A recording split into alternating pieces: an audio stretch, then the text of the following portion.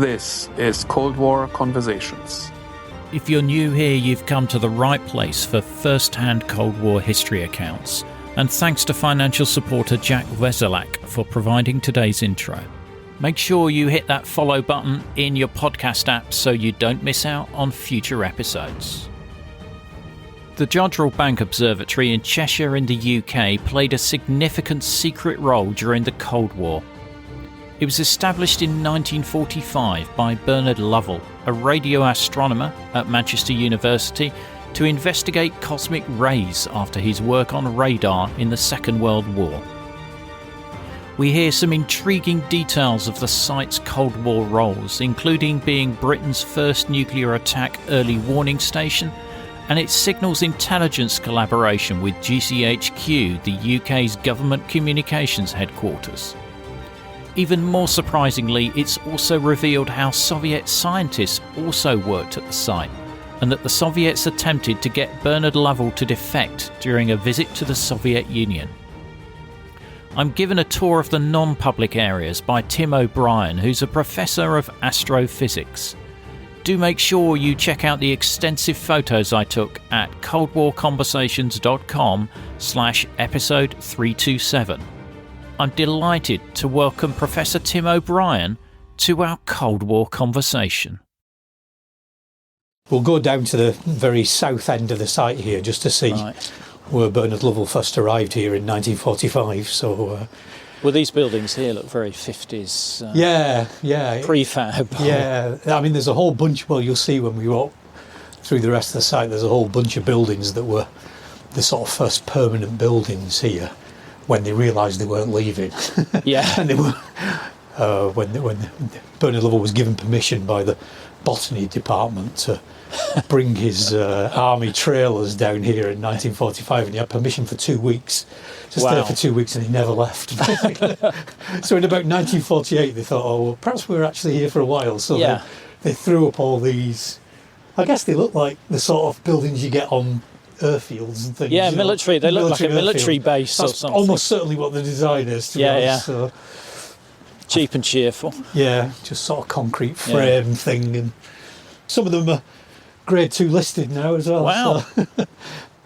Obviously the whole site's a World Heritage Site, but yeah, even before it was a World Heritage Site, we've got a number of listed buildings. I've driven past it so many times. Right. It's so spectacular just seeing the Lovell telescope. Yeah, I know, it's a bit remarkable, isn't it? And you can go, I mean, I live up in the hills over to the east of here, up in the peaks, and you can see it's the most obvious thing in the whole of the Cheshire Plain. You know, you can stand up on the peaks and look out west, and you've got the flat Cheshire Plain, and then you see the Welsh mountains on the horizon. You can see the cathedrals in Liverpool, and in between there's this white, amazing white structure. Sorry, you might wonder where we're going now. We're squeezing round fences and down a little track. But basically, this area here we're in now was the bit that was owned by the University of Manchester before the war, and was set up as a botany experimental grounds, basically. So the botany department used to come out here and experiment growing different crops under different conditions and all this sort of thing. Okay. And the two huts that we're approaching now behind this big, I think it's a weeping beech actually, behind this it's definitely weeping. Tree. These are the sort of original potting sheds. So we call them the botany huts, but they're very sort of fundamental to the history of Jodrell Bank. I'll show you a picture of them from the day, because this is basically where Bernard Lovell arrived at in December 1945. So these were here when he arrived? These were here, they were built in the 1930s. They were the only buildings on the site. Yeah. These same two huts here. Yeah. So basically, during World War II, he developed radar. He was involved in developing radar. Mm-hmm. So specifically, he led the team that developed the sort of airborne radar systems with the sort of classic sweeping round sort of cathode ray tube that you see, initially for detecting surfaced U-boats, which would come up at night to replenish their air supply, and obviously they couldn't see them at night, so they had radar to try and get an echo off them on the surface. So they did that, and then they used them in sort of nighttime bombing raids as well over continental Europe. But he, at the end of the war, he just came back to the physics department in Manchester, sort of chucked back into the university system and said, "Get on with your life," having sort of done this major work in the war, and he thought, "What am I going to do? I'll carry on what I was doing before, studying cosmic rays, particles that arrive from outer space, come into the atmosphere." And then he thought, well, maybe I can use this radar technology that's new. Maybe that can help us in our study of cosmic rays. So he had this kit, borrowed these sort of anti-aircraft radar systems from his mates in the army, and took it into Manchester, set it up. And his idea was that he could send a radio signal up into the atmosphere, and it would reflect back off the trail, the trail of ions, ionized material in the atmosphere that this cosmic ray would leave behind it. He set it up in Manchester, and it was being ruined by radio interference from trams or trolleybuses, maybe, I don't know, that had like sparking, sparks coming out, and that basically produced these bursts of radio waves that were just destroying his results. So he was like, well, where can I go away from the city? And then he heard about the botany grounds here, and they said, why don't you take the stuff out there? So he arrived sort of in show you the picture. He arrived in December of 1945. So these are the army trucks sort of taking them into this muddy field here. And these are the two huts, which you can see at this angle to each other here. That's the hut there on the left. In fact, if you want to squeeze round here, you can come round and have a look. We can almost stand in the same position probably, which is fun. But based somewhere over here, roughly, I don't know, somewhere around. Sort of like a then and now. They've added some windows. Well, no, they haven't. I think you just can't see them in this. That's the sort of view he had. So his radar kit was just to the right of the huts there. I had this suspicion that the sapling that's in here might even be this tree. I'm not sure I can prove that for certain. Gosh. But basically, this is them setting the radar. So this is like army surplus kit. It's army surplus kit, and you can see that it's got the camouflage gear on the truck here, and these two people here are local farmers, and these guys are all from the army. So they came to help, and they were sort of pushing it through the mud. As you can see, it's still probably a bit muddy now. So he basically that's the origins of Jodrell Bank are in the Second World War. So Lovell did have this military connection, if you like, from the outset, really. And they did use lots of surplus equipment. So they used to drive around the country in a truck and chuck stuff in the back, that would have otherwise been tipped down mine shafts or something, I believe. They were getting rid of at the end of the war. So they used to collect loads of stuff, loads of gear, electronics, and equipment, and oscilloscopes and whatever they could find, just to pile up here. But they worked out of these huts for probably certainly into the late 1940s, maybe the early 1950s.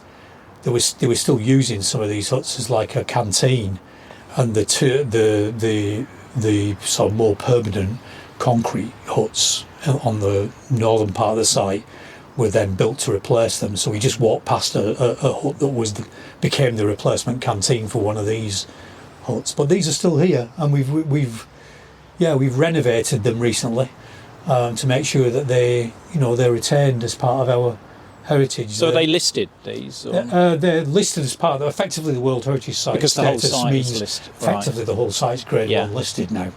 Because they look like something you'd see in a prisoner of war camp or something like that, aren't they? They are, they were potting. They were effectively the potting sheds. So when he arrived in 1940, he arrived late November 1945. And he brought the kit here in early December 1945. And so they haven't been used. They continue to be used by the botany department into the 1990s, I think. But they haven't been used since the 1990s. So they they were at risk a little bit, so we had a project to just sort of recover them, make sure the roofs are fixed, and they're actually, they're not in bad a lot nick. of this, this is original stuff. Yeah. These windows and everything. I mean, considering it's been out in the it's just been out in the rain of in the balmy weather of of Cheshire. Yeah, but they're nice. They're nice buildings, and we'll over the years we bring people down here to have a look at them on tours and things like that.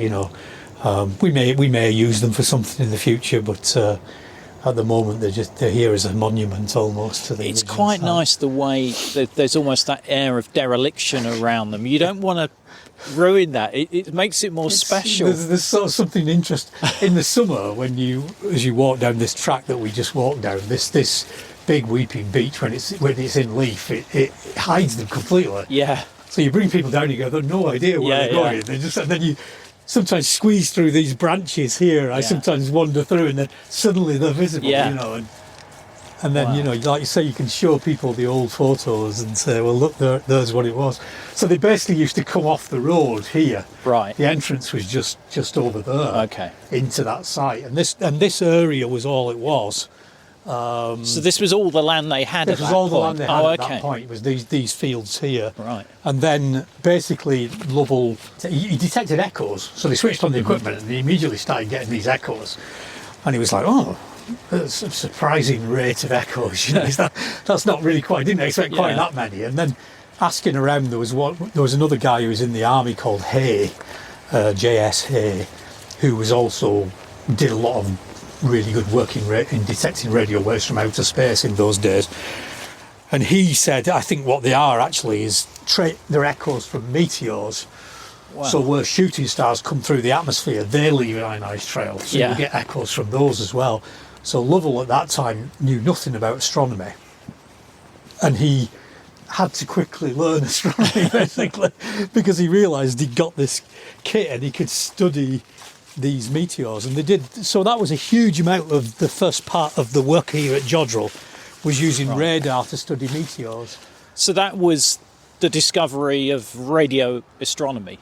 Well, so the subject didn't exist. So there was if you sort of search through the history books, you won't find the term radio astronomy being used till about 1948. Right. So before the Second World War, there was a couple of Americans, Karl Jansky and then Grote Reber, who were sort of pioneers of detecting radio waves from outer space. But both of them were effectively radio engineers, but did some important work. But then effectively the war got in the way, and their own jobs got in the way. Actually, they're working for companies that really didn't want them working, getting too distracted. Certainly in the case of Karl Jansky, getting too distracted by what he was working for Bell Telephone Labs, by what he was discovering coming from outer space. So it sort of didn't go anywhere, and it almost got reinvented again from scratch with these people in the Second World War, with the radar work in the Second World War. There was a group here at Jodrell under Lovell. There was a group at Cambridge under Martin Ryle. And there was a group out in Sydney in Australia under people like Bowen and others, Pawsey and people like this. But they all sort of came out of the radar work on the sort of Allied side. Yeah. So they all came out of that military technology work and the expertise that they'd picked up out of that. Yeah. And so that sort of all grew up then from 1945 onwards. But then basically when Lovell he sort of realised that this was interesting and it was something he wasn't expecting, but he also realised that when he was working out this idea about getting echoes off cosmic rays, he sort of realised that he'd done a mistake in his calculations and the echo he would have got from a cosmic ray trail was far weaker than he'd predicted by a factor of several thousand. So he would never have detected it. We'll walk round here actually. I think we'll be okay. This radar kit, it was too small to detect the weak signal, so he decided he had to build a really big aerial. So he came north, where we are now, a bit north of the botany grounds, which finished there, and he came into this field. And basically in this field, in this area here, he ended up building what was at the time, he didn't realise it, but was at the time the world's biggest radio telescope. It was a fixed bowl, sort of steel wires, cables, and scaffolding poles. And so he basically made a big circle that filled this whole area all the way around here to the edge of roughly where that building is, and over to the scaffolding poles, and then wires hanging in it, and then wires going round and round. And there was him, another guy called John Clegg. He got the family involved. The kids used to come at the weekend and twist wires together and stuff. And they built this thing that was 218 feet in diameter, a big sort of ball pointing straight upwards effectively. The sort of edges of it were as high as they could reach with the ladders that they happened to have.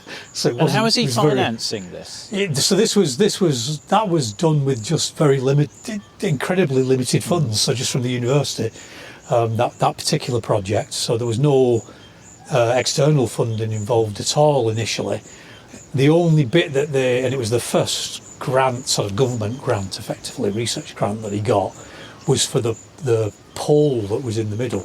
So you imagine this big ball sitting there, radio waves come from above and they reflect off this ball and they're gathered together at a focus. Yeah. And that focus has to be on the top of a big long pole in the middle. Yeah. So he actually got the money to get the materials to build a strong enough pole. Right. So that was his first grant. And with then the radio aerial at the top that was the receiver. But yeah, the biggest telescope in the world at the time, it's called the Transit Telescope. Because he wanted to detect cosmic rays, he still didn't detect cosmic rays. In fact, John, we never detected cosmic rays. It was the main thing he was interested in, but we never did it. But what they did see with that was the sort of the radio waves just coming from the universe. So they weren't echoes, they weren't radar echoes coming back. They were just being generated out in space and they were arriving. So you could see the stuff between the stars in the Milky Way is a big bright sort of stripe across the sky, and they started picking up these very strong sort of point sources that they called radio stars originally, which were light stars in the radio sky, that they had no idea what they were, and they had no counterpart in the visible sky. So they were very strange things, and we now know that a lot of those are the quasars, the sort of distant galaxies powered by supermassive black holes. But that was a whole pioneering discovery thing. Yeah. And as soon as he'd done that, are you happy to walk around? No, I'm fine. As soon as he'd done that, he thought, oh, actually, and he was persuaded by others. There was another guy called Robert Hanbury Brown, who was also an ex-radar person who joined him by then, persuaded by this discovery and by these other people that this was the big thing. This is what we now know as radio astronomy.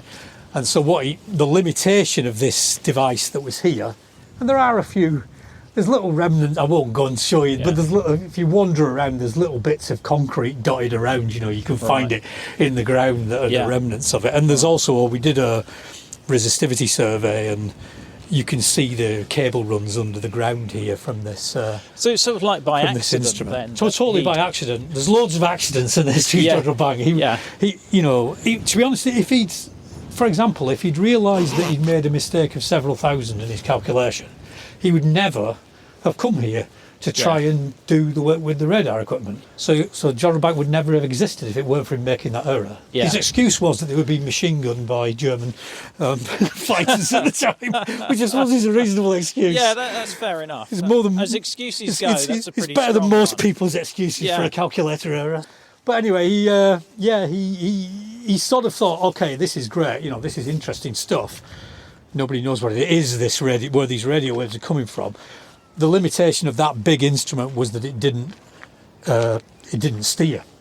Yeah. So it only looks so it's just on a fixed mount. Yeah, exactly. Yeah. The ball just sat there. All you could do is you could tip the pole a little bit, which effectively points in slightly different directions, but you couldn't go right over because you quickly lose a signal. So if you can imagine here where we are now, I'm sort of looking west now, and east over here. So obviously, as the Earth rotates, the sky, everything in the sky moves round east to west above us. So it effectively could see a sort of stripe of sky that goes overhead. Yeah. But everything over there and everything over there, and most of the sky they couldn't observe. So he needed something he could tip. And and even with the seasons and the different times of year, you wouldn't see different sky. It's still the same. No, it's the same. Yeah, same strip. Yeah. Right. So you're. I mean, basically, if you think about the Earth, sitting there with its axis spinning like that, it just spins like that. Yeah. And okay, it goes around the sun, but that thing stays the same. Yeah, yeah. And so it's just this one strip around the sphere that you see. Until I'm not a scientist. No, it's okay. It's all right. It's so that was why he wanted to build what became the Lovell telescope, which is there now, because the power of that is it's big, so it's 250 feet in old money, 76 metres in diameter, the ball, so big, even bigger than the one they originally built here. But the power being that it can tip right down to the horizon, it can turn all the way around, so it can see the whole of the visible sky. So a very powerful instrument, and in fact, so powerful that it's still, the third biggest steerable telescope in the world today. Wow. So, when it was built in the 50s, it was the biggest. So it was quite a remarkable achievement. And at that point, your question, funding wise, then you do need some significant funding there. Yeah. And he did have to get government grants, and it was a major problem, because their original cost estimate was about £120,000 in money of the day. And that would have been in, around about 1950 or so, 1951. They put that together. It ended up costing about £750,000. So it was a factor 6 or 7 times more expensive than what they originally predicted. Which, we're used to that these days. Well, yeah. Big projects. Yeah, you think HS2, that's probably... So it's, But again, I mean, this was almost made out of recycled materials and stuff like that, because I read somewhere they used some of the turret traverse mechanisms from former World War I, World War II battleships. Yeah. So you can see them from here, actually. It's on the towers at the sides. So look at that right-hand tower going up. Yeah.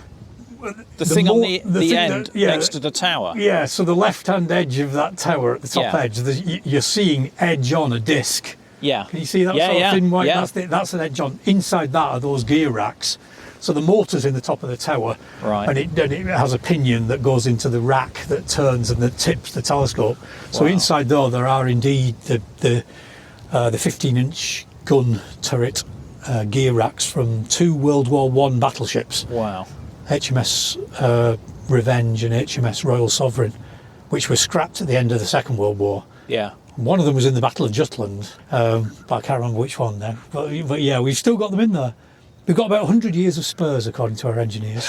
So occasionally you get a crack, and we've got a whole pile of replacements, so they can cut a bit out, take a bit out, replace it with another bit. What bits from Royal Sovereign and Revenge? Yeah, stacked up in one of our store huts. Yeah, so it's it's amazing, isn't it? It was good quality steel, apparently. Well, it was pre-nuclear weapons as well, wasn't it? So it wasn't the... Yeah, no. So it was better stuff. But the engineer Charles Husband, who designed it and built it, he heard about these things being broken up and just went up to this Scottish shipyard and collected the bits and brought them back down. So there was there's a whole history of make, do and mend, which we still continue today. We always do. We do as much as we can for as little expense as we can. So, so that we should perhaps carry on walking. Yeah. We're walking around the perimeter of what we grandly call the green, which is this green space in the middle of the site, and still used today for the purposes it was always used for, which is to do random experiments. So there's a whole bunch of antennas in front of you that were a student experiment. There's another sort of thing over there behind that. You probably can't tell what's going on, but there's a structure that's called a screen. It's got mesh on it. I can see it. And it's screening an instrument that's in behind the tarpaulin behind it, which is a new telescope that's being just built and tested at the moment. That'll eventually go to South America somewhere. And having said that, the little pile of slightly rusty-looking material in the middle there is the base of the earliest radio telescope equipment we have on site, which is it's the bottom part of a World War II searchlight. And what they did, again, they persuaded the army to lend it to them. Never gave it back, as you can see. Yeah. But they borrowed it. And they effectively, all they wanted it for was because it was on a mount that would turn and tip. And so they strapped a load of scaffolding poles to it, wired it up, basically made it a mount for a huge sort of radar aerial. And they used to use that to study the meteor showers. 1946 that arrived on site. And those are the remains. We've just been looking after them recently. So they were inside a big Can I go and just take a... I just want to have a quick look at that and take a photo. Yeah. No, so they'd not been used. The mount carried on being used till probably late 1970s, maybe early 80s, just for the same purpose. Wanted to just sit something on it. We might have to negotiate. Yeah. Muddy sections of ground, I'm afraid. No, don't worry. It's sort of nice to have. Well, it's definitely seen better days, isn't it? It has seen better days, yeah. It is actually a real instrument, and it is the earliest. It's the only remains we have of the earliest instrument on the site. So this is, you can see it was on a trailer originally, and that's the turntable in the middle that the thing rotated on. It's incredible. So it's been mounted into the ground, into concrete blocks to hold it. But basically, it was quite a big instrument with these big sort of scaffolding arms sticking out the side, and they basically pushed it around and pointed it in different directions so they could check the echoes from meteors coming in from different directions. There's all these concrete troughs that used to have cable runs running in them and so on. So this whole field, this whole area was sort of, in the history of the site, it's always been used for this sort of thing. To be honest, it's one of the attributes of this place as a World Heritage Site now. You sort of decide what the attributes of your site are, and some of the attributes are the big telescopes, but other attributes are the way these buildings, you can see them now, that these cream buildings with the blue doors dotted around the edges of this green. This is where the astronomers moved to this field in 1946 when they sort of outgrew the botany ground. They moved north and came into this field and then into this field. Yeah. And this was the heart of the site until the Lovell telescope was completed. So was this land owned by the university then? No, they bought it. So they had to buy it from the farm. Farmer. Yeah. There is a story, and I can't check now because the Bernard's no longer with us, that he basically just, would go in the field, have a chat with the farmer and start pouring concrete and then negotiate the university buying it off them. So that sounds like him, to be honest. But, Brilliant. Yeah. He was an interesting character. He wouldn't let things stand in his way. Yeah. And my feeling is he got that. Maybe he was always like that, but certainly I think during the Second World War, you can imagine being in charge of something that was a major project involving the defence of the whole country. He got used to getting the things he wanted. Yeah, it's of national importance. And he just said, "I think this is important. I'm going to have it. I don't really mind what you say. I'm going to do it anyway." Wow. But we'll cut just over here actually, if we can avoid the puddles. He told this funny story where he said when it was 1 week towards the end of the war where he said I could ring up and order 2 Lancaster bombers. And then the next week, when he was in the physics department back in Manchester, he couldn't even get a screwdriver from the stores. So it was a bit of a shock to the system, I think. So the radar system he was working on during the war, was it the ground-facing sort of like navigation radar as well? Yeah. That was H2S. Right. So he was the team leader for H2S. Okay. Yeah. Okay, because that's really, because that then evolved further post-war. Yeah. And... sort of successor to that system that's in like the Vulcan bomber in the 1960s and 70s. No, so they did a number of different developments. You probably know more about it than me. He's written a good book called The Echoes of War. Yeah. He used to write very detailed books, Lovell, so they're all based on his diaries. But it tells the story of everything that happened and all the different developments going to different frequencies of operation, mounting it in different ways and all this sort of stuff, that they were just, obviously making it up as they went along because they Yeah. as quickly as they could, basically. Well, it was brand new technology at the time, wasn't it? Yeah, really? of course, So- yeah. No, everything was new. So these huts had different research groups in them, and they were all named according to their the group that worked in them. So the hut here is called Moon Hut, still called Moon Hut, because the people that worked in there used to use radar to study the moon. Right. So they would bounce radio waves off the moon and then look at the quality of the signal received, and it would tell them something about the moon's properties and surface. And obviously this began before the moon landings. Yeah. Whereas the hut we're standing next to here is the Radiant Hut, because it was where the Meteor Research Group worked. And if you know anything about meteor showers, you may have heard of things like the Perseids or the Geminids. Yeah. So when we run through this cloud of, the Earth moves through this cloud of dust left behind by a comet or an asteroid or something, then the sort of relative velocity of the Earth and the meteors means they all, just in a perspective effect, like railway lines all meeting at a point as you look along them into the distance. All the meteor trails all appear to go back to a point. Right. And that point on the sky is in a particular constellation, and that's what gives them the name. But so the Geminids come from a point in Gemini, Perseids in a point in Perseus, and so on. But that point is called the Radiant, that they all radiate from. So this is Radiant. The radiance. So it was it's sort of that one there's cosmic noise hut, because the people that worked in there, I said early on they were all using radar.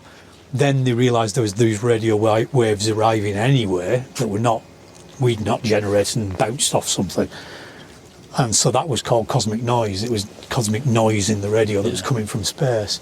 So that's quite an evocatively named hut. Sounds a great name for a band. Or something, isn't it? Must have a band called that. Yeah, it would be a great thing to do. Lovell's office and the sort of main offices were in that one over there, in that hut over there. And there was a workshop in that one, when there still is a workshop there. But then when they built the big Lovell telescope, they moved the main offices over there, and we'll go and have a look in there in a minute. I mean, just while I'm here, for the benefit of your recording, no, go on. Just because we're standing next to an interesting place. While the Lovell telescope was being built, there were sort of secret conversations between Lovell and some people in the military, that he had those connections anyway, about whether they might be able to use it with a radar on it in order to detect aircraft or whatever, right? And of course he was involved in radar during the war. You might have expected him to think about that. And they did provide some funding, actually, to let it work at a shorter wavelength than it was originally designed to. So they put a solid surface on that means it can work at a shorter wavelength, which was going to be useful to them for the radar work, as well as for some science as well, for the hydrogen line in outer space. But that connection eventually led during the Cuban Missile Crisis. It led to this telescope being on standby as the early warning radar system for missile attack during the Cuban Missile Crisis. So they basically trained some RAF personnel to drive the telescope and to operate radar kit, and point the telescope east. Yeah. And they knew where the launch sites were from intelligence agents. So they knew where to roughly point the telescope, and then obviously it would give them however many minutes warning that there was something coming. And if you hear this story, that story became public a few years ago now, when the materials became public in the National Archives. Bernard Lovell and Graham Smith, who's the director after Sir Bernard, Sir Francis Graham Smith, to give him his full title, they wrote a little paper about it called Diversions of a Radio Telescope. Lovell, when he would tell that story, would always say it was designed to give this, whatever it was, 7-minute warning or something, that would potentially have saved millions of lives in London. And of course, Simon, who's my colleague, is one of the other associate directors here in charge of the observatory, would say, well, you can look through the papers and you can read about what would have happened if they detected an echo And they wouldn't have been saving a million lives in London. No. What they would have been doing is launching the Vulcan bombers. Exactly, to incinerate the Soviet to Union. incinerate and therefore, do the mutually assured destruction thing. So it wasn't about getting... No. I think Lovell was probably saying these things for almost, for public consumption, if you like. But it wasn't about getting people into, maybe a few people into bunkers, but certainly not millions of people. So it was for that reason. I mean, so we got like all the records of... We've got all the logbooks that have the telescope log that show you the days in the months leading up to the weekend of the ultimate weekend of the Cuban Missile Crisis. So we've got all the records that show that, sure enough, there were RAF people. Says in the logbook RAF, for example, that they were here testing out the radar, and they tested it on maybe a Canberra or something, right? Okay, flying overhead. It was one of the first tests they did just to show they could detect something. But they would detect, they'd be trying to detect at really long range. Yeah. The range was about okay. They did detect, but it was on the hairy edge of detectability, and it's not. And there are discussions, there are documents in the archives that say they weren't really sure, how much convinced they could be by it. Would they be convinced enough to launch Vulcan bombers? Exactly. I mean, wasn't there a danger of a false positive? Absolutely. And no, we've been through the records. We've looked at that weekend. There's no evidence that on that weekend they came and they got set up and they took control and they were ready. And again, Simon's research and others, I'm sure, you may know a lot more about it than me. But the idea at that point, the main aim was to reduce tension, not to increase it. And so the idea that they would have actually done anything, it's probably the case that they wouldn't have actually done anything. It's probably, potentially looking at having something so they're not completely reliant on the Americans to let them know. Yeah. So there's some other way. Yeah. Fylingdales was... the workers were on strike, weren't they, at Fylingdales? Right. I didn't think it was operational then. No, so it wasn't. No, so they hadn't finished building it, basically. So that was why...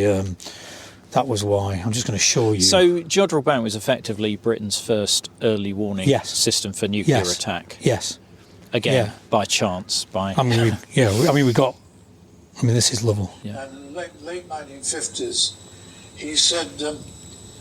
is there any chance that we could make use of your telescope? And I said, why? He said, well, Fylingdales, the ballistic missile early warning station, is hindered by strikes, and if we have your permission, we'd like to use your telescope instead until it's available. This is a picture this is sort of the rough range that we would have, so it reached the sort of...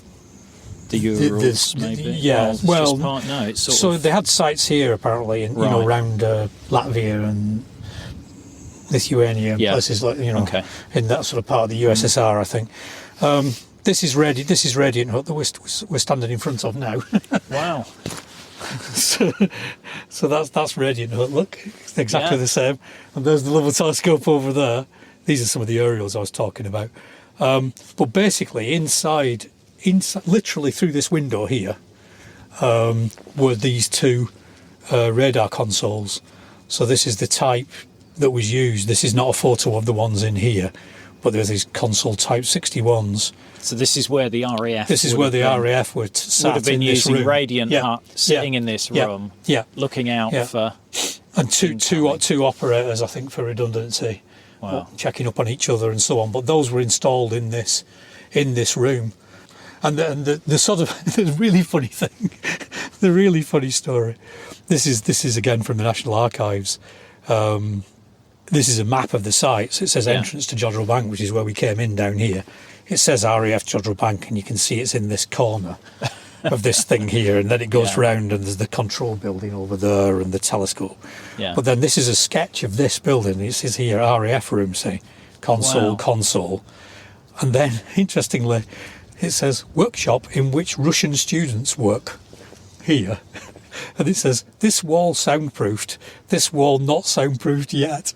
Brilliant. And basically, these two guys, they're not actually Russian, they're Armenian, but Soviet. Yeah. They were there, they were here at the time because Lovell and others collaborated with Soviet scientists on astronomy, and these two guys were visiting to work with Lovell on radio emission from stars, Paris Harouni and Krant Tovmassian, and they were in there. Brilliant. From the Soviet Union during the Cuban Missile Crisis. Right through that period, right next door to where. And there's a hilarious thing about this wall soundproof, this wall not sound. Yeah. Which sort of makes you think, it's almost. Unbelievable. Couldn't quite make it up, could you? So the consoles were facing that way. Yeah. And underneath each of these windows around here. Yeah. So I think they were. I think it says here on this thing, windows covered with black opaque material. Right, okay. So the Armenians couldn't see when they were going off to their lunch break what was going on in there. So they were sat inside there in front, looking at the consoles that way, yeah. Excellent. Isn't it amazing? That is great. And it definitely was the case. I spoke to there's a colleague who's not with us anymore, but he was the sort of secret. He was the technical person who was allowed to know about secret stuff. So he confirmed, I checked with him, that it was indeed this hut. Because the map only shows one hut. And we weren't sure if it was that one or that one. Yeah. But he's confirmed it's definitely this one. He used to go in with them and help them set stuff up and whatever. But basically, they certainly tested it. They trained them right for months beforehand. I can't remember when it started, a year before, or I don't know when it started, sometime quite a while before. But no evidence that they ever did anything right around the peak crisis time. And like you say, all those questions about would they have believed it if they got an echo? Was it just above the noise? I think they were worrying about whether things were just above the noise level, and would you seriously launch a nuclear attack on the Soviet Union on the basis of a bit of extra stuff above the noise in this one thing. Luckily it never got to that. So. Yeah. Whoa. Yeah. Whoa. Let me take it. I'll take a photo of Radiant. No. If you want to, take a photo of the hut with the telescope behind. That's probably a good idea, isn't it? That's what I want to... Sorry, I jumped ahead in the story slightly there, but it's an opportunity to walk around. Absolutely, to give the history. I mean, the other thing that's going to be in your shot now these days, of course, is if you decide to put it in, is the SKAO global headquarters there. And what does that acronym it stands for Square Kilometre Array Observatory, which is a big new radio telescope that's being built in South Africa and Australia, but the international headquarters is here. So this is a new building here. So it's historically this was just a field. Right. In my memory. If you wanted to go in the building, we could, but there's not. No, it's all right. It's a storeroom at the moment. Just, you can see people storing various things in there. Get my reflection in there if you're not careful. But that's a little bit of Cold War history. Oh no, I love that. That's the sort of stuff I love. That top secret. Yeah, we've got two Russians next door. Well, look, it was Simon found that document in the he went down to Kew to look in the archives, and they were sort of inventing this as they went along. And it's like that whole thing about the Soviets coming here is a whole interesting story of Jodrell Bank and the Cold War, because of course, obviously we're on the western side, if you like. But on the other hand, we did sort of sit between the USA and the Soviet Union in this almost neutral position, where both sides used to use the telescope, because it was the biggest telescope in the world when it was built, to track their spacecraft. Yeah, it's one of those few areas of the Cold War where there was a degree of collaboration in the scientific sphere. Because I think, was it true that the Soviets really wanted to prove that they weren't lying? That Because as to what they were up to. The Americans, if they wanted to, and some of them did, would just denied that they were capable of doing these things that they claimed they were doing. Just to go back to the story, we'll go in the building in a minute. But we're in front of the control building now, so the brick bit of the building was built at the same time as the big Lovell telescope behind it. It was known as the 250-foot telescope when it was first built. Now the Lovell telescope. So it was designed all about housing the control room for that telescope. Just coincidentally, the very first thing it did, pretty much, was to be fitted with a radar, borrowing one of the radar kits off the Meteor group, just in the hut back there, fit it on the telescope, and they used it to get a radar echo from the rocket that carried Sputnik 1 into space in October 57. And that was motivated again by a government connection who got hold of Lovell and said, could you try and get an echo off the carrier rocket? The reason being it was the same rocket that carried the ICBM. The ICBMs. So it was like, well, then that links, to this So then story. they'd have a radar signature of what one of these looked like. And they would know that they could also, in principle, they could provide an early warning detection of such a missile at some point. So that was why they did that particular. It wasn't anything to do with Sputnik itself, because you could pick up the Sputnik signal with a little radio receiver. And in fact, you could see, I believe, the carrier rocket. You could see with the naked eye, just like you can see the International Space Station reflecting sunlight. You could see the carrier rocket as a bright point of light down. Going over. Yeah. Well, just it orbited the Earth for a while before it burnt up. So you could see it going over, but demonstrating that you could use a radar to detect a missile effectively. And then the next bit of the story follows on from that, really, which was a bit of the story that we only became aware of very recently, or at least had confirmed, which was that for years, for as long as I've known, and there was always a rumour that the men from Cheltenham were involved. Right, so GCHQ. Yeah. And in fact, they used to, the story was that these people would arrive and they would go upstairs here into the control building. Was it? And it was a rumour. Nobody had it confirmed. When we were designing our new exhibition in the new building in the visitor facility up to the north here, I decided I ought to try and find out whether this was true or not.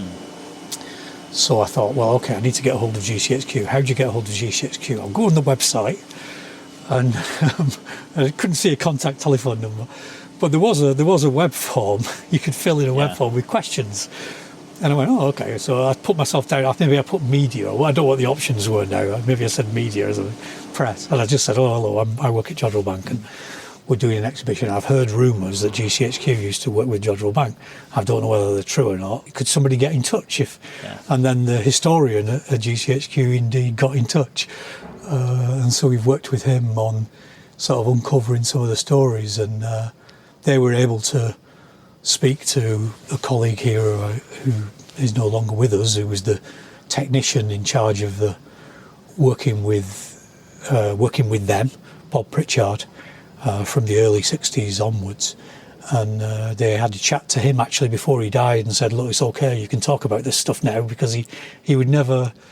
He'd signed the act. He'd signed the act. Yeah. He got his dog licenses, how you referred to it, I think. And he would tell you so much, and then he would just sort of deny knowing anything else. You sort of suspected there was more to it, but yeah, sure enough. So in fact, what we didn't know, and I'm not even sure whether Bob knew this, but David Abertat, who's the GCHQ historian now, confirmed this from their archives, from their records, that as soon as Sputnik was launched, they actually posted a member of GCHQ to Jodrell Bank, which I suppose now you think back on it, you think, well, maybe that's obvious. Yeah. But they posted someone here and then continued that connection right throughout. Yeah. Well, we don't really know when. I don't know when it ended. Yeah. Almost certainly well into the 1980s. But it wasn't obvious this person was working for GCHQ. They had some other role. I assume not. They must have had. I need to find out more. We're going to look more into it. One of the cleaners or something. He was, it's perhaps not that sort of subterfuge. But certainly, only about 3 people here would have known. Yeah. Maybe even fewer than that. Yeah. Lovell would have known. Yeah. Possibly his deputy, which is a guy called J.G. Davis, I think, was also knew about these things. And then Bob didn't arrive till the early 60s, so he wasn't here in 57, so he wasn't involved. So maybe it was only those 2. So they must have given him some job, a technical job, because he went on the telescope and things, but But he was basically, what they were interested in was seeing what the Soviets were doing. Obviously, their job is to intercept communications, and that's what we did. And we did it for decades, right through into the 1980s, judging by some of the photos we've seen. Right. So we then move into the main control building for the telescope. I'll go down there in a minute. Okay. We've got a colleague, we're just discussing the history of the Cold War on a podcast. Right. So whether you'll feature on the recording we're doing at the moment, I don't know. But how are you? Are you all right? We'll cut you out if you say anything controversial. I'm fine, thank you very much. Okay, great. My listeners will be delighted. And you're not doing anything secret? No. No. No, we won't tell them about the alien or the red telephone. No, exactly. I used to make up this story that we used to have a secret alien holding facility in the basement. Brilliant. And then I started worrying that some people in the talks were actually thinking, no, maybe it's just a double bluff. Maybe they do have a secret alien holding facility. Let me just see if I can find what I was going to show you. Yeah, so this sort of history of this link to GCHQ. This is the person that was stationed here, but this is a photo taken clearly much later, at least the 1980s, possibly the early 90s, judging by the clothes. Yeah. But of GCHQ people upstairs. We'll go upstairs and have a look in a minute. So basically, this was the stated mission: intercept signals from Soviet reconnaissance satellites, orbital weapons, and space probes. Yes. And apparently, Jodrell Bank was given a GCHQ station number, so it was treated as a GCHQ listening station. But they were after signals intelligence, so it's SIGINT. Yeah. So they were intercepting signals. Yeah. So they were. So from radar installations in the Soviet Union. Primarily, I think in the end, mainly transmissions from the spacecraft. Okay. So they would have a listening station. There was one that I don't remember the name of now, almost directly south of the launch sites. So whether it was in Turkey or somewhere over there, basically on an allied sort of friendly side, if you like, they would know when the launch happened. Right. And then they would communicate that back to here, so we would be ready to listen out or... So you're listening to the communications from their ground control to the... So both astronauts. voice communications and if there was any people on board eventually, but initially it would have just been telemetry, diagnostic data. And obviously I think the aim was just to find out what they were doing, what they were up to, what their capabilities, the technological level was, and so on. But various bits of that story became known. I mean, this is a sort of press photo of the three people that I'm aware of that knew what was going on secretly. So Bernard Lovell, J.G. Davis, his deputy, and Bob Pritchard sitting in front of equipment up in Lab 5, which we can go and have a look at in a minute, which was effectively the secret space tracking lab. But that's a press photo, 1967, and it's when the Soviets had a space probe that went into the atmosphere of Venus, and we tracked it. So some of these missions that became publicly known, it was aware that Jodrell Bank was tracking them. Of course, it was never mentioned why. It was just because we were interested in Venus and whatever. But in fact, in reality, alongside these people, but not in the photograph, would have been people from GCHQ. And they recorded the signals and they were immediately dispatched to GCHQ and to US intelligence agency as well. So I'll let me just go and have a look at Lab 5, if you like. So this is all the original building, sort of 1955. It's a lovely 1950s vibe to it. It has. We like it. It's got lovely banisters. I like these wooden banisters. Hello. I'm not disturbing you at all, I hope. I'm just showing someone round. This is Lab 5. Right. So this is where this photo was taken. Yeah. Possibly that we're not quite sure exactly where in this room it was, where this equipment was. But this behind here, blocked off now because there's a false ceiling below it, are windows down into the control room. So you can see, for example, if you have someone like this, this is Alla Masevich and her colleague Julie Kodarev visiting in 1961, and they were trying to pick up signals from a spacecraft that the Soviets had sent to Venus and had lost. So they visited here and sat in this room, and you see these windows. Yeah. They look down in, that's the control room below there. Oh, okay. So that picture must have been taken just at the end of this room here. So this is where all this work would have happened. But here's, there's another, we'll just nip down to, that's another example of where there were Soviets coming to work with the scientists here for scientific reasons, but at the same time, they would have come with a KGB. Well, with a shopping list of can you try and find out about this, this, and this. And the thing is, with that, visits the other way happened as well. Yeah. So there's a famous visit of Lovell to the Soviet Union in 1963. He went a number of times, but famous one in 1963, sort of following these visits from Masevich, where he was invited back, and he was visiting various places, including the people who'd been working with, on his research work. But then when he arrived, so basically said, okay, we changed the plans. We're going to take you to this place in Crimea, which is on the coast in Crimea, coast of the Black Sea in Crimea, which was basically their secret tracking facility. So they showed him around this place, which is the top secret facility. And Lovell was a bit, why are they showing me around this place? Lineups of people to meet him and all this. And then when he got back from that, they basically tried to persuade him to stay. Right. So it was like... So it was like an offer for... It was an offer for to him get to to defect. Exactly, yeah. So they said to him, what are your plans? And he said, I'm currently designing a much bigger telescope than the one we have to be sited in North Wales and whatever. And they said, how much will that cost, do you think? He says, maybe 10 million or something. And they said, don't worry, money's no object. That might even be an annual budget. Yeah, stay here and we'll build it. Yeah. And his famous phrase was, he said, I'm an Englishman and I want to return to England. Brilliant. And they did, he did. They let him out, but he was very, very well aware on that visit there were other people there who were not allowed out, definitely not.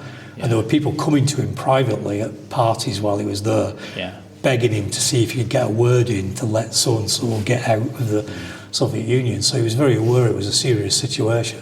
And in fact, when he came back, he was very ill.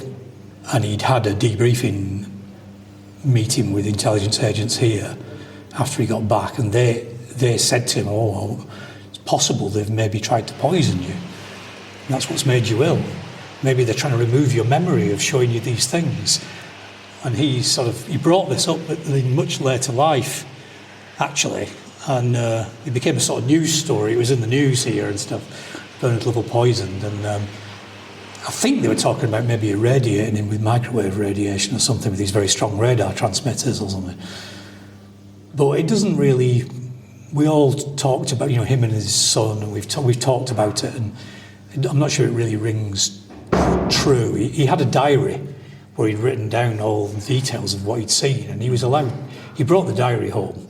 And surely he was of value to them here as well. Anyway. Yeah. So even if he hadn't have stayed. So we're not convinced that the poisoning story holds water, but it's certainly true that they were trying to persuade him to defect, and it's certainly true that he got very stressed and worried about it, and that's probably what made him ill, is the pressure and the stress of that whole situation.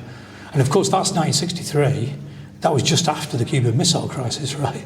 In October '62, when they must have known, of course. They presumably knew that Jodrell was an early warning system. I'd sort of be surprised that they didn't have. Well, chances are they had people in GCHQ who were feeding some information back. So it's all that game of what each other knew. So it would have been a very strange time. But they will have a wonder. Can I just say, I just want to take a photo of the plaque and this lovely 1950s. This is the best picture I could find online of some of the instruments in the Crimea. This is one of the telescopes Lovell describes in his diary. Right. But you get these, declassified US stuff, which you can sometimes find some of these pictures in these days. But Pretoria, it's called, the location. It's obviously a bit of a challenging thing. But here's Ella Masevich, who was actually she was a major figure in Soviet science. She was in charge of all the optical tracking facilities they used for their space program. But this is. Don't tell me this is Daily Express or Daily. Oh, there you go, Daily Express. I could tell.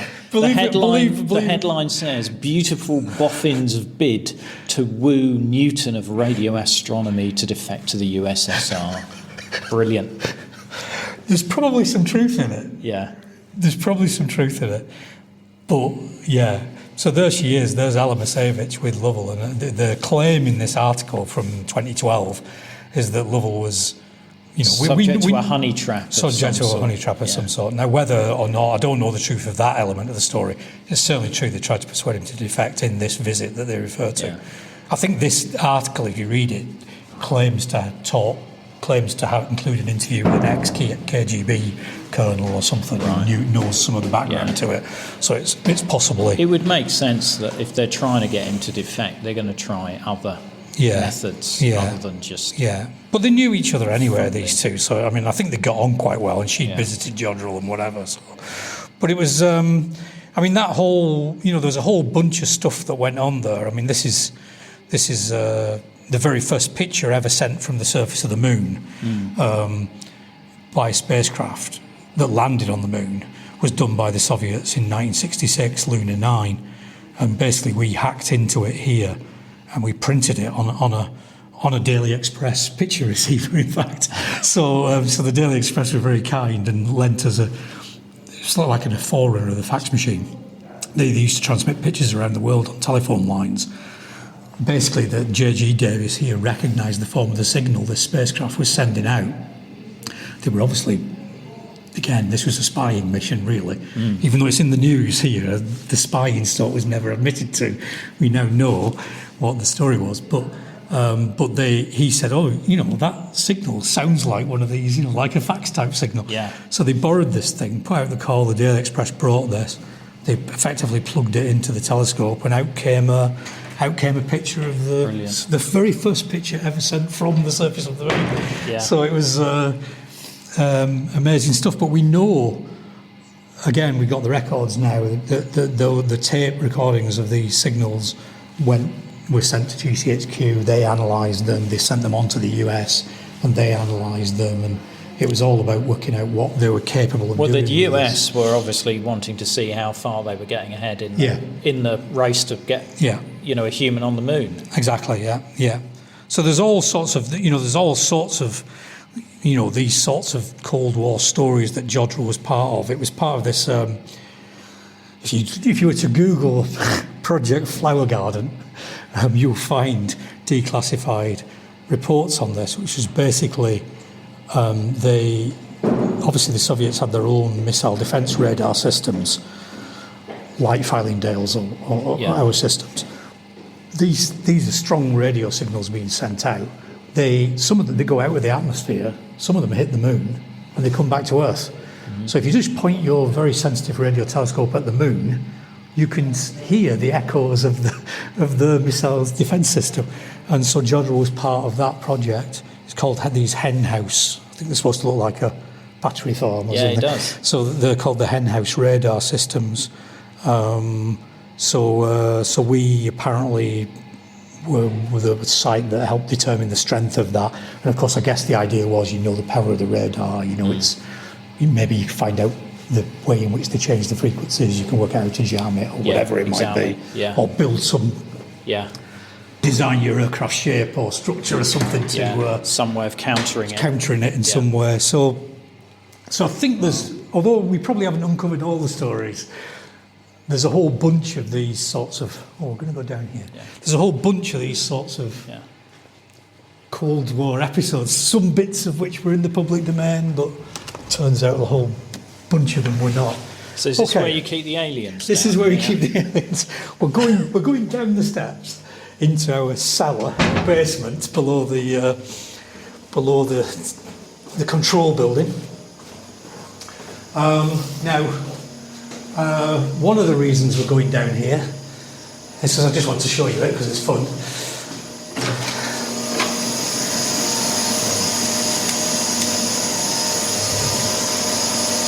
So this is effectively a plant room now. So it's where our internet signals come in, and you can see some of the old equipment down here. But new sort of breaker units and all that. Yeah. But this is one of the fun features of this, is the secret. This is where we keep our aliens. So that is definitely... That's an impressive tunnel. So this is a tunnel that extends from below our control building directly out to below the centre of the Lovell telescope. Right. So if you want to get to and from the telescope unseen, or out of the Now, rain, who would want to do that unseen, eh? I don't know. So you sort of, wow. It's a pretty interesting view. Obviously, the cable, all the cabling from the telescope comes down this tunnel, obviously, as well. But it is a way of getting to and from. Yeah. If you wanted to do that without wandering about above ground. Get the aliens out without anybody seeing. Somewhere along there, there's a secret door, and that leads to the. The other reason, let me just. Jodrell's an interesting place. It's got sort of very modern things. Yeah. Like we've got very fast supercomputers and things, but they're mixed in with what's clearly quite an old, Cold War era building and site where you'll still see bits and pieces of equipment that what's your step? Oh, thank you. That are left over. Now I'm just gonna. Can you just hold that? I'm just gonna move this ladder, and we're just gonna have a look in here. So this is our telephone system. So this is all the wiring up, the junction box for the telephone system. And the only reason I want to come in here is because I just want to show you something that our computer manager found, if it's still here. Let me just look for it.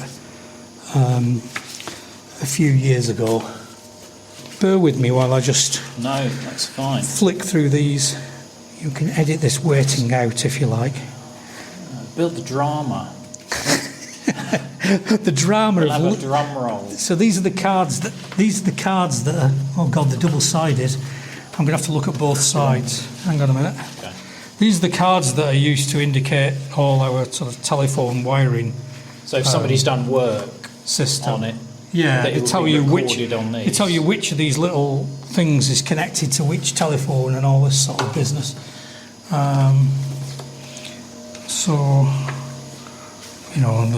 There's a private wire to Oxford Road, Manchester, which is where the line. all these sorts of things are all recorded in here.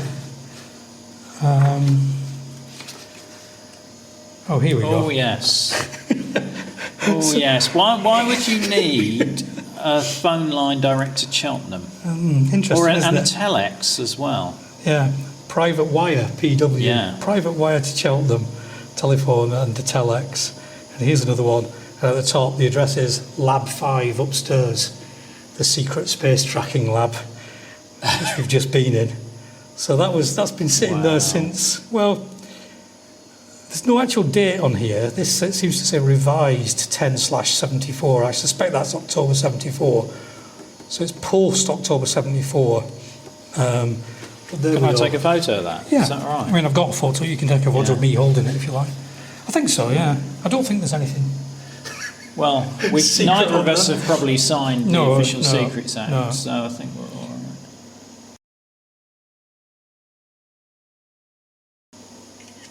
I must admit, I know that's in there. Our computer manager found this.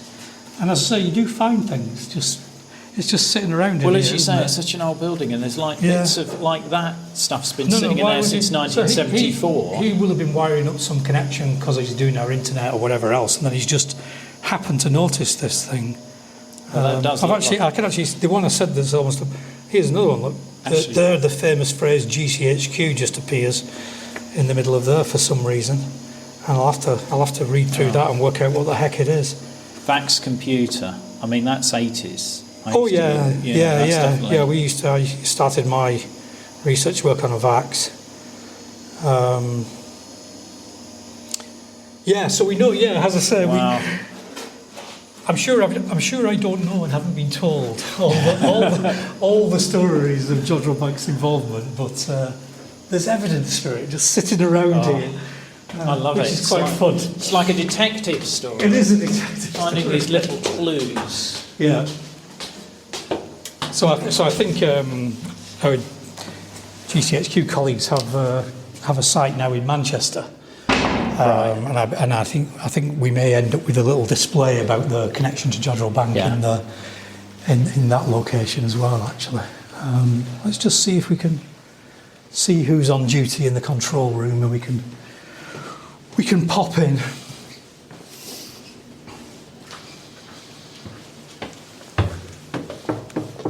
Hi, Mirza. How are you? It's okay if I bring a colleague in? We're recording a podcast about the Cold War and Jodrell Bank's work during that period. So, you don't mind if we just talk and? Yeah, Okay. Mirza's the controller on duty today. Hi, Mirza. Thank you for letting me into your workspace. He's got 9 telescopes to look after. So. Yeah. So this is the control room. With the Lab 5 space we were in before is up behind there. Right. So those windows that look down are on a wall underneath this false ceiling here. But this is the original. I was going to say, I've seen photo of this. Yeah. So this is the superstructure, at least, is the original control desk. The innards have changed, and in fact this top and the dials have changed over the years, but the actual original grey horseshoe desk is still here. Of course, these days, mostly the controller and others will operate the telescopes via computers. Yeah. They didn't have digital computers at that time that were operating it, but then we still use this for generally for manual control. So if you want to drive the telescope or you want to emergency stop it. Yeah, the big red button that's got me. It's become bigger in recent years, that button. It seems to have got bigger and bigger. We have a tunnel flood alert. So the secret tunnel that we just saw if that happened to get flooded, but there's wind monitoring, and again here. So I guess you have to monitor the wind in order to turn the dish so it doesn't effectively act like a big sail. Exactly. Yeah. Yeah. Okay. And it would, if the wind's very strong, then you could blow the whole thing down. So keeping an eye on the weather is a big part of the job of the controller, looking after the safety of the equipment and so on. But also these sorts of alarms, one of which just went off then. A wind alarm, as it says. Right. So, it's a little bit. Right. So there's basically 4 telescopes here. Yeah. 2 big ones. The Mark 1 as it was, which is now the Lovell, and the Mark 2. Right. Where are parked. Which is near. It's where the original big transit telescope was. But we've got another 5 telescopes spread across the country. So. Yeah, up to 200 kilometres, and we link them all together as a single giant telescope now. But you can see this room was built for that telescope, right? Well, it feels windows. like mission control. It's got shades of that going on. It's got a bit of Bond supervillain place, hasn't it? So enough away. If we're doing anything secret, still we'll have kept it very well hidden. So yeah. Behind this screen, then. Yeah. Or under this box. And then this is like the control station for all the other telescopes, if you can see the CCTV images of them there. So it's probably a bit more like what you might expect a control system to look like, rather than that horseshoe. But I'm glad we didn't get rid of it. You kept that, because it is an integral part of the heritage. This is that balance of, and that looks pretty. That's heritage as well. It's a pair of World War II binoculars, basically. But they're used for, I don't know where is it pointing at the telescope? Yeah. Wow. So the controllers actually use them to see, because there's sometimes they want to have a close look at what's going on the structure without having to go out there. Or even if there's an engineer working out there, they need to just have a look at what's going on. They can see that from here. They're actually good quality optics. They are, a bit. But let's go down here. So this is not the cellar was below this, right? Yeah. So this is the sort of, I don't know what we call this, the basement or something. Got two different names for these places. But these are, this is where they would have had equipment here. This is actually where they had the fax thing, we talked about for Luna 9 in 1966, where they hacked into the picture from the moon. That was in here. So a lot of detective work goes in. Me basically looking at old press photos of these events. And trying to match up. And looking at the window frames in the background. And I worked out it was down here. Wow. Where they had that stuff. And again, a lot of these places end up being storerooms. A lot of our equipment tends to get smaller. This is Monday, July the 21st, and the time is 15:40, 32 seconds, British Summer Time. Just listening, just accidentally pressed play on a recording of Lovell. In their spacecraft after a walk on the moon, and are due to lift off from the lunar surface in just under 2. So this is actually a recording of what was done in July 1969, where for fun we listened in on the Americans on the moon, but the secret mission was to use the big Lovell telescope here to track a Soviet spacecraft called Luna 15. The same, and I think it's generally just forgotten about, but at the same time that the Americans were on the moon, orbiting the moon was this Soviet robot spacecraft. There were no people on board, and its mission was to land on the moon, scoop up a sample of lunar soil, and try and get it ahead of. Well, it probably wouldn't have made it ahead of the Americans getting back. It probably wouldn't have gone back to Earth, but there was a very strong chance that the Americans could have failed, died on the moon. Yeah. The Russians, the Soviets could have succeeded in bringing back a sample of lunar soil and done the scientific analysis, and it would have been a massive coup for the Soviet Union compared to the US to have it that way around. And I think it could have easily been that way around. The reality was everything went okay for the Americans, and the Russian spacecraft crashed into the moon attempting to land. But the crash was recorded by Jodrell with the signals for both GCHQ and the US and for the USSR, because the crash happened. They were listening to the signal, they were recording it. We've got the recordings of the tape made by Lovell that he then sent to GCHQ and was sent on to the US, with him narrating when these bits of things happened and what they were recorded. Just after the crash happened and the signals stopped from the Soviet spacecraft, the telephone rang here. It was the president of the Soviet Academy of Sciences on the phone, this guy called Keldysh, on the phone for Lovell from Moscow, saying, "Have you been listening? Have you been listening in on our spacecraft?" And Lovell said, "Yes, we've been recording the signal." He said, "Would it be okay if we had a copy of the tapes?" And Lovell said, "Oh yes, that's no problem. I'll put them in a diplomatic bag." And this guy said, "Oh no, it's okay. Don't worry. We've already got a man in the air on the way." So this guy arrived at Ringway Airport, as it was, Manchester Airport, just north of here. And the chief engineer here drove up to the airport with a box with the recording of the Luna 15 crash on it, handed it over to the guy, who got back on a plane and flew back to Moscow. Wow. Now, I don't know if it was exactly the same recording, the full same tape that was given to our side, if you like. But it tells you how. But it would also have shown what sort of capability Jodrell had in terms of what it was able to pick up. So, it's been. I think that it's giving with one hand and taking with the other, isn't it, in some way? And I guess it was mutually beneficial. And there was sort of more esoteric science, if you like, stars and whatever, that Lovell was studying that they would have collaborated on anyway. But on this sort of technology side, then it was very much this sort of almost. I've always sort of considered it almost in this semi-neutral position. Obviously, they were more the Western side than the Soviet side, but they sort of worked with both. And I guess you can see with stars and stuff like that, it's neutral ground. But when you get onto the technological capabilities, strange. were there Soviet scientists in the US as well on exchanges and working with NASA I don't and people know. like that? I don't know. That's a good question. I don't know. We had conferences and things here. There were various conferences and workshops. And we certainly got visitors from the Soviet Union who came here. And obviously they had to have permission to come. And, well in advance. And there would have been someone, official looking after them. Yeah. I imagine the same probably happened with the US. Yeah.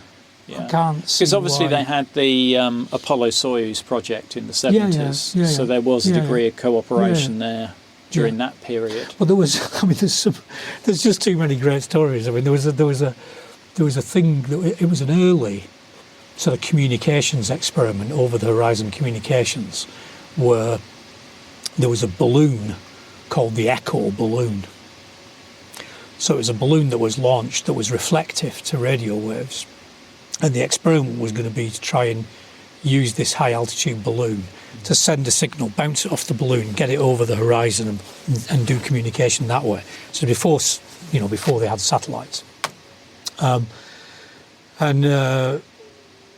This was all going well until I think it was the Americans' balloon.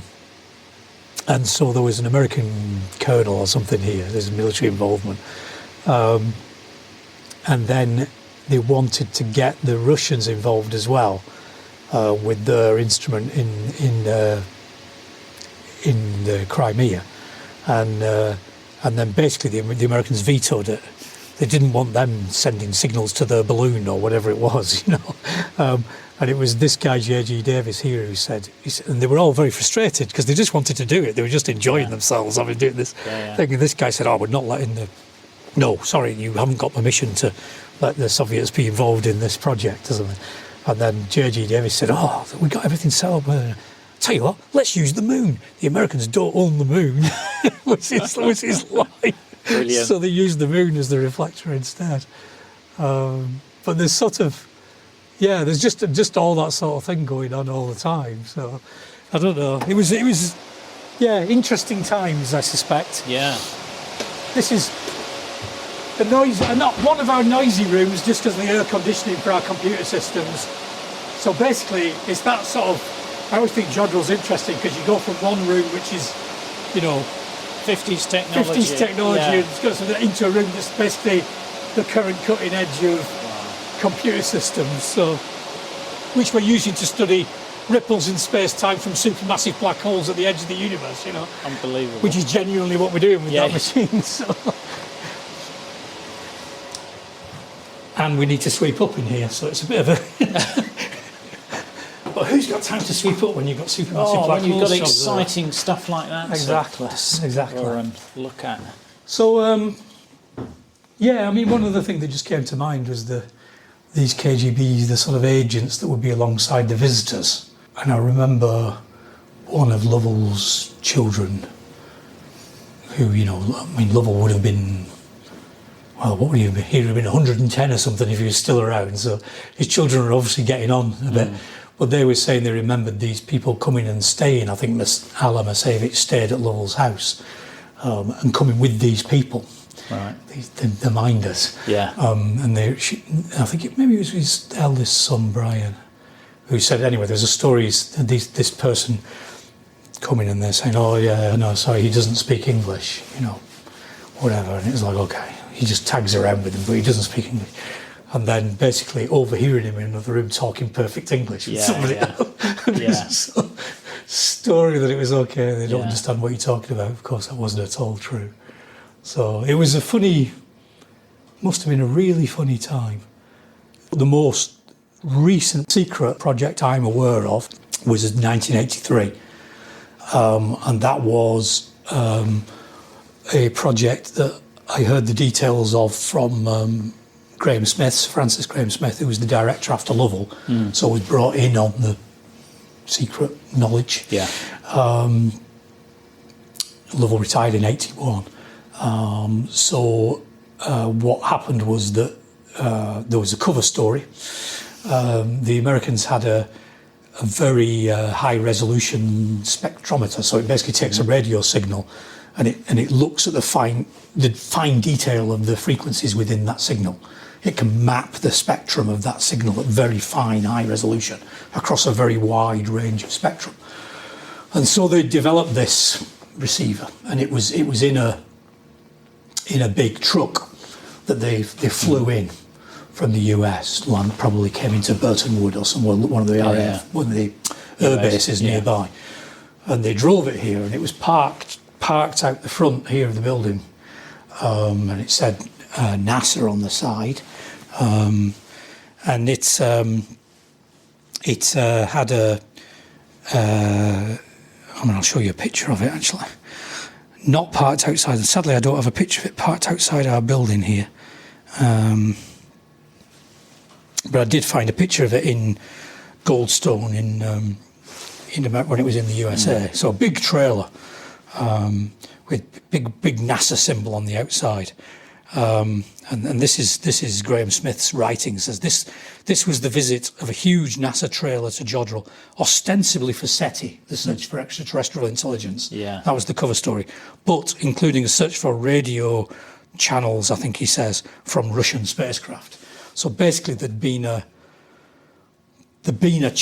band that they suspected the Soviets were using on board their spacecraft. Now, of course, there were space probes that went to Venus and wherever that the Soviets were very good at, and it would have been used in those. But of course, they had many other spacecraft used for lots of other stuff. Yeah. Of a more military perspective, probably using the same technology. So they wanted to find where this band was, and they'd been searching for it for 21 years, apparently, and they could not find. And they'd been trying to work it out by reverse engineering. They'd found photographs of some of the technology, so you can tell from the shape of some of the horns and things what frequency it might be, and so on. So they were trying to pin it down, and basically they came in that project, which was publicised as being a search for extraterrestrial intelligence, which you could have used that kit for, and maybe they did at the same time, and they used it for some other astronomy, but actually the real reason was because they wanted to do this study of this particular spacecraft. And they did detect it here, and this is Bob Pritchard's words, the Americans were cock-a-hoop. And they'd finally found this 21 years later. 21 years later. But that's the most recent thing I'm aware of. Yeah. That was done under the banner of this link with GCHQ. The UK, I mean, there was that scandal, I think it was in the 1980s, where the UK had secretly funded a satellite, Zircon. Right. And it was some sort of spy satellite system, and Duncan Campbell, the investigative journalist, had revealed it. I can't exactly remember the circumstances on it, but I just wonder whether possibly there was, some input or... I don't know. I mean, I genuinely don't know. It's possible. It's possible that I'm almost certain I don't know everything there is to know. I don't actually know one way or the other. You've got enough. I mean, we've covered some great stories. Yeah. I mean, this is Bob, who sadly died last year or the year before last. Last year, I think. So Bob, it was interesting. I was pleased that Bob was able to talk about things before he died, actually, because he said he found it a very difficult time because he couldn't.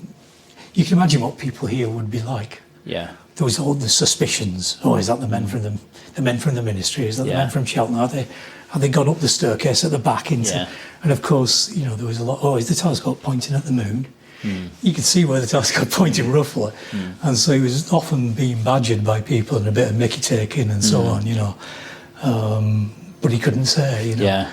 So I did think he did find it a bit difficult, and very gentle, sort of mild-mannered chap, actually, Bob. Yeah. So it was good to talk to him. Well, it must have been a real relief for him to be able to actually know that it was okay, because he was just assuming. Until he's told otherwise, he's not going to say it. Yeah. And he never did. Yeah. So... I mean, it's like those people at Bletchley Park who, never told their families. No. Never revealed. No. So... but he had a chance to... they're good. They're interesting stories from an interesting and challenging and probably very worrying at times period of history, isn't it? Don't miss the episode extras such as videos, photos and other content. Just look for the link in the podcast information. The podcast wouldn't exist without the generous support of our financial supporters, and I'd like to thank one and all of them for keeping the podcast on the road. The Cold War conversation continues in our Facebook discussion group. Just search for Cold War Conversations in Facebook. Thanks very much for listening and see you next week.